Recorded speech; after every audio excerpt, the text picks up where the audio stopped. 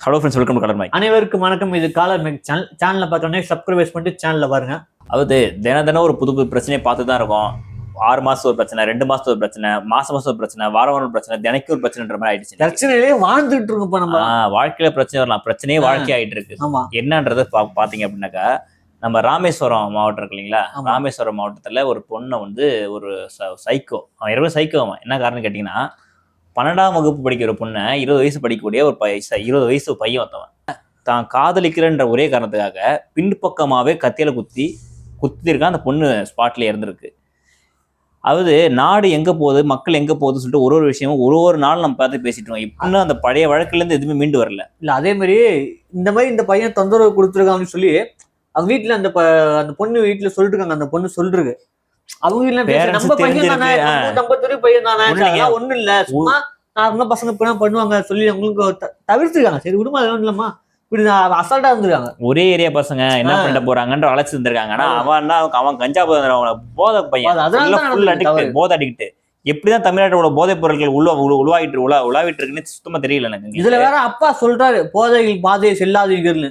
இதெல்லாம் பார்த்தா எவ்வளவு கேவலமா இல்ல? நீங்களே ஊத்தி கொடுத்துட்டு ஏன்டா போதையான ஒரு எக்ஸாம்பிள் கேட்பாங்களே, இவங்களே ஊத்தி கொடுத்து நீ ஏன்டா போதையானு சொல்லிட்டு கேட்பாங்க தெரியுமா? அந்த மாதிரி கேள்வியா வடிவல் காமெடி மாதிரி பண்ணிட்டு இருக்காங்க. ஆனா இன்னைக்கு நாட்டுல எவ்வளவு சீரியஸ், 2 பேர் குடும்பம் அழிஞ்சிருச்சு. யாரும் கொலை பண்ணானே அவன் குடும்பம் பார்த்தா அந்த ஊர் மக்களை ஒதுக்கி வைப்பாங்க. ஒதுக்கினப்ப அவன் கொலைக்கார குடும்பம் சொல்லுவாங்க. அவன் வாழ்க்கை முடிஞ்சு போச்சு. அந்த பையனுக்கு சின்ன வயசு, 20 வயசு தான். அந்த பையன் 20 வயசு பையன். 20 வயசுல அவனுக்கு இந்த மாதிரி ஒரு பொண்ணு நம்ம நிராகரிச்சுட்டு அப்படின்னா கத்தி அடிச்சு குத்து அளவுக்கு போனா அவனோட மைண்ட் எந்த அளவுக்கு பாதிக்க. ஒரு 12ஆம் படிக்கிற பிள்ளை பண்ணி ஏன் போறான்?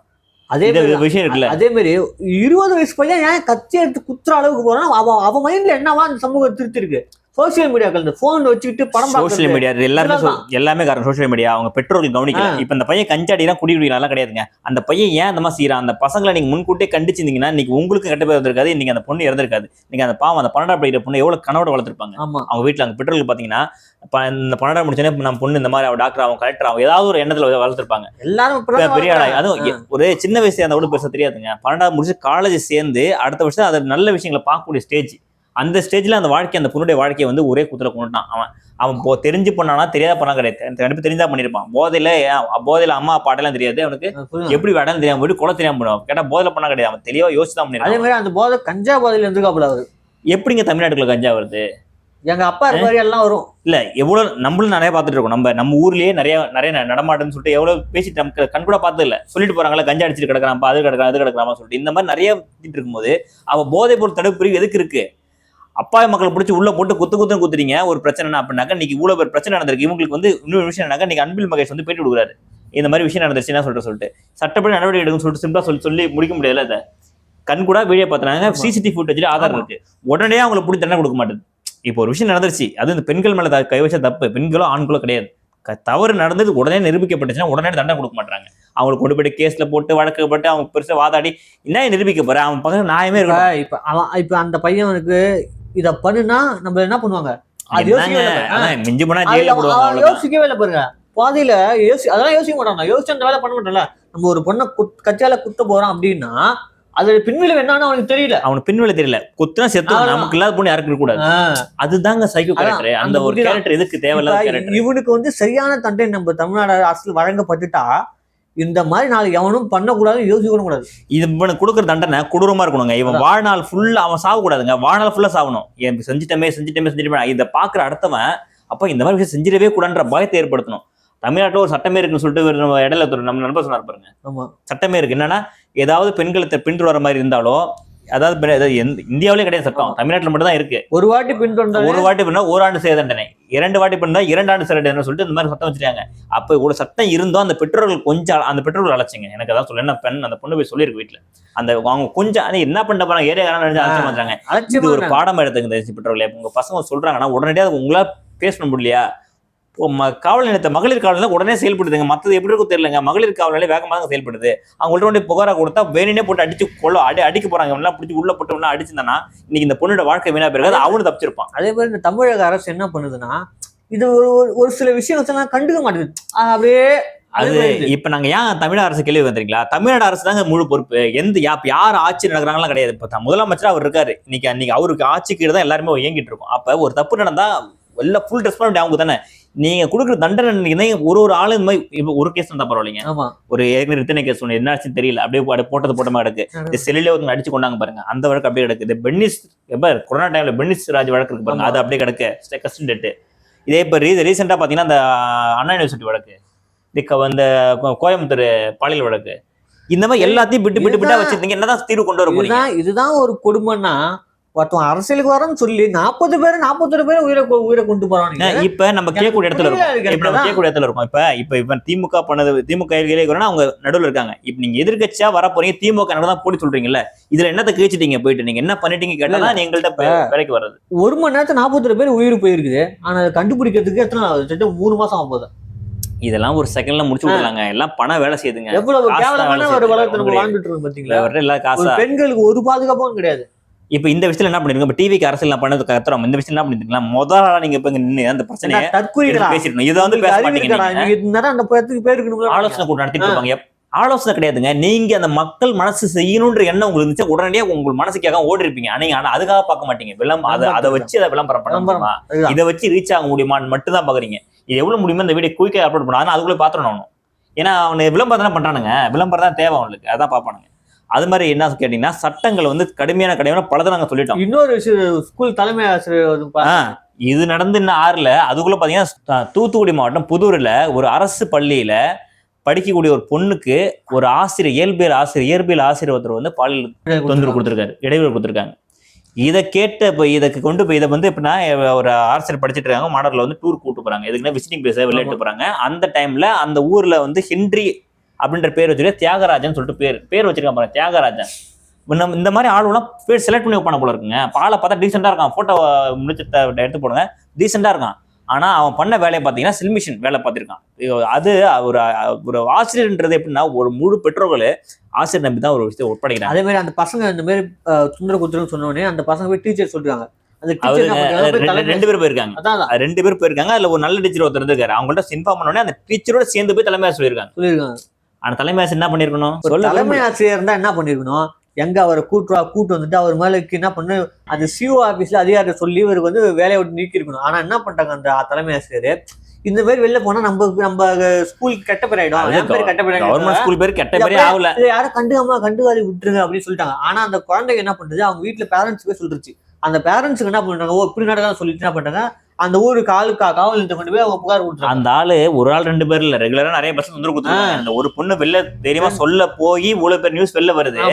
இவங்களுக்கு சட்டப்படி தண்டனை கொடுக்க சொன்னா அந்த தலைமை ஆசிரியர் வந்து ஒரு பெண் தான். அவங்க வந்து என்ன பண்றாங்க, அதை வந்து நம்ம பேர் கெட்ட பேர், என்ன தலைமை கவர்மெண்ட் ஸ்கூல் நல்ல பேர்ல இயங்குற மாதிரி சொல்லுங்க. எவ்வளவு கவர்மெண்ட் எவ்வளவு கெட்ட பேர். இது நீங்க இதுக்கெல்லாம் பதில் எங்க நம்ம ஸ்ட்ராங்கா சொல்லியிருந்தாலே அந்த கவர்மெண்ட் ஸ்கூலுக்கு நல்ல பேர் தான் கிடைச்சிருக்கும். தலைமை ஆசிரியர் அதிலும் நடவடிக்கை எடுத்தாங்கப்பா அப்படின்னு நல்ல பேர் தான் கிடைச்சிருக்கும். இப்ப எவ்வளவு பேர் கெட்ட பேரு. இதுக்கு வந்து ஆக்ஷன் பண்றாங்க பாருங்க. இதுக்கு சஸ்பெண்ட் எப்படின்னா பணி இடைநீக்கம். அவங்க வந்து பணியை விட்டு நீக்கல. ஏன்டா நாளைக்கு ஒரு தப்பு பண்ணா உடனே சின்ன தப்புனா கூட ஒரு சாதாரண மக்களை வந்து எவ்வளவு பேர் சட்டம் பாயுது அவங்க மேல. இன்னைக்கு இவ்வளவு பேர் தப்பு பண்ணிருக்காங்க. இவன் போக்சோல தூக்கி உள்ள போட்டு ஜெயில போடுறது இல்ல. தமிழ்நாடு எப்படி இருக்கு, 5 வயசு குழந்தை விட மாட்டேங்குது, காலேஜ் படிக்கிற புள்ளிய விட மாட்டேன், பள்ளிக்கூடம் போறாரு 12 வயசு 18 வயசு புள்ளிய விட மாட்டேங்குது. என்னதான் நடக்குது இல்ல? அப்படி என்ன கூட்டு பின்னாடி பேசி இந்த பொண்ணை கூட்டு இது என்ன வெறி, போதை வெறியா, வேற என்ன வெறின்னு எங்களுக்கு தெரியல, சொல்ல தெரியல எங்களுக்கு. இதெல்லாம் வேடிக்கை பார்த்துட்டு நம்ம அப்பா சும்மாவே இருக்காரு. ஏன் அப்பான்னு சொன்னா மட்டும் போதுமா சார்? எதுக்கு சார் கேள்வி வந்துருமா? இப்ப கூட சார் உங்களுக்கு இப்ப அடுத்த ஆட்சி வரது கொஞ்ச நாள் தான் இருக்கு. இப்ப நீங்க நினைச்சுன்னா கூட நாட்டை ஒரு செகண்ட்ல இல்ல, இந்த 10 நாள்ல மாத்த முடியும். இப்பயே வீழ்ச்சிக்குங்க, தண்டனைகளை கடுமையாக்குங்க, சட்டங்களை ஒழுங்காக்குங்க. நீங்க நல்லா செஞ்சா நல்ல பத்தி பேச போறாங்க. நீங்க நல்லா செஞ்சா நீங்க இன்னைக்கு விஜய் எதிர்த்து பேசிட்டு இருக்கோம், உங்களுக்கு சப்போர்ட் பேசணுமா அவங்களுக்கு தெரியுது. நீங்க நல்லது செய்யறதால நாங்க சொல்றோம் அப்படின்னாக்க நீங்க கெட்டதை செஞ்சா சொல்லி எடுத்து ஆகணும். இது தெரிஞ்சா சர்க்குரி கூட்டம் மாதிரி அந்த கூட்டம் கதந்து நம்ம ஒண்ணுமே நமக்கு பண்ண போதில்லை. அந்த இழந்த குடும்பத்துக்கு சரியான நீதியை பெற்றுக் கொடுக்க சொல்றான். இந்த மாதிரி நீதியை பெற்றுக் கொடுத்துட்டு இந்த மாதிரி நடக்காத அளவுக்கு வேற என்ன பண்ணலாம் அப்படின்னு சொல்லி நீங்க இன்னும் கொஞ்சம் காவல் அதிகாரி நெருக்கப்பட்டு ஆதாரம் எல்லாம் பரவாயில்லைங்க. சிசிடிவி ஃபுட்டேஜ் இருக்கு, அவன் குத்துறான், இவன் தான் குத்துறான்னு தெரியுது. ஆனா அப்படி இருந்து டெலி ஆகுது. கேட்ட சட்டங்களுக்கு சில விஷயங்கள்லாம் இருக்குதா, ஏங்க வீடியோ தெரிஞ்சு போச்சு, ஆதாரம் தெரிஞ்சு போச்சு. இது தனிப்பட்ட நீதிபதியே வந்து இறங்கி வந்து தண்டனை கொடுத்தா மட்டும் தான் ஏற்றுப்பாங்க போல இருக்கு. அந்த லெவல்ல இருக்கு. இதெல்லாம் நாங்கள் என்ன சொல்ல வரோம்னா, பேரண்ட்ஸ் தயவு செஞ்சு உங்க பசங்க வந்து ஏதாவது விஷயத்த சொல்றாங்க அப்படின்னாக்கா அதை உடனடியே கேர் எடுத்து பாருங்க, அலட்சியப்படுத்தாதீங்க. ஒரு அலட்சியமும் இன்னைக்கு எத்தனை பேரோட வாழ்க்கை நம்ம வந்து சாதாரணமான ஒரு நாட்டுல வாழல, சரியான பைத்தியக்கார மிருகங்கள் வாழ்ந்த நாட்டுல வாழ்ந்துகிட்டு இருக்கோம். இந்த மாதிரி சட்டங்கள் இருந்துமே சட்டங்கள் யூஸ் பண்ணி மாட்டாங்க. இந்த பெண்களை பின்தொடர்ந்து தான் சட்டம் இருக்கு. ஆமா, அதை வந்து ஆன்லைன் மூலியமா கம்ப்ளைண்ட் பண்ணலாம். ஏதோ ஒன்று பண்ணியிருந்தா அந்த பொண்ணுடைய உயிர் நீ அலட்சியமா சில விஷயங்கள் சாதாரணமா எடுக்கிறதால இன்னைக்கு எவ்வளவு பேர் பின்வில தோடுது. இந்த போதைப் பொருளுக்கு தமிழக அரசு என்ன பதில் சொல்ல போகுது எனக்கும் புரியல. என்னமோ ஒரு பேர் சொன்னீங்களா? அது ஏதோ ஒரு சார், அது மதுபானத்துக்கு பேர் வைக்கிறாங்க மாவீரன். இவங்க இஷ்டத்துக்கு ஒரு பேர் வெறும் வீரனா சாரி வீரன் சொல்லிட்டு பேர் வைக்கிறாங்க. அது எனக்கு தெரியல, நீங்க சொல்லிதான் தெரியுது எனக்கு. அது ஒரு அளவு இருக்கு, எதுக்கு என்னென்ன பேர் வைக்க சொல்லிட்டு. அப்ப இதை குடிச்சாதான் வீரன் சொல்லிட்டு யோசிக்க மாட்டான். ஒரு புதுசாக வரணும்னு வச்சு சாட்டா வீரமா இருக்கும் போல. அதாவது செலக்ட் பண்ற பேரை மக்களுக்கான நல்ல பயன்களை சூஸ் பண்ண திட்டத்துக்கு பேர் கொடுத்தாங்க. வீரன் நல்ல திட்டத்துக்கு பேர் கொடுத்தாங்க. வீரன் சொல்லி வீரன் சொன்னா எப்படி இருக்கும்? அப்பா குடிச்சா வீரமா இல்ல உங்களுக்கு. தயவு செஞ்சு தமிழக அரசு சம்பாதித்த 1000 வழிகள் இருக்கு. இளைஞர்களுக்கு வேலை வாய்ப்பு கொடுத்து அவன் எல்லாத்தையும் சம்பாதிச்சு டேக்ஸ் கட்டி உங்களுக்கு முன்னேற்றுவான்.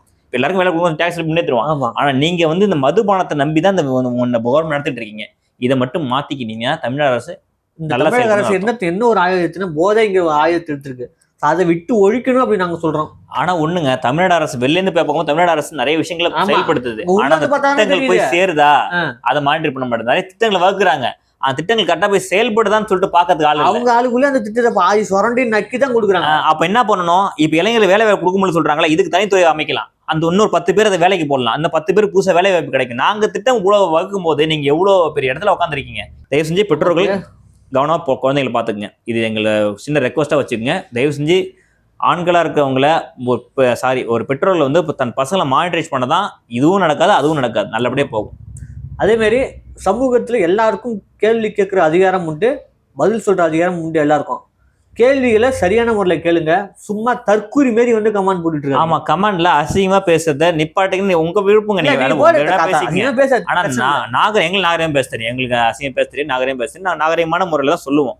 ஏன்னா நாகரிகமான இருக்கவங்க மட்டும் ஃபாலோ பண்ணா போதும். நாங்க நல்ல விஷயங்களை மட்டும் தான் பேசுறது எல்லாருக்குமே தெரியும். நாங்க கெட்ட தொழிலுக்கு பேசுறது கிடையாது, பேசவும் மாட்டோம். என்ன நடக்குதோ அதை வந்து கரெக்டா உங்களுக்கு தெரியப்படுத்த வரோம், அவ்வளவுதான்.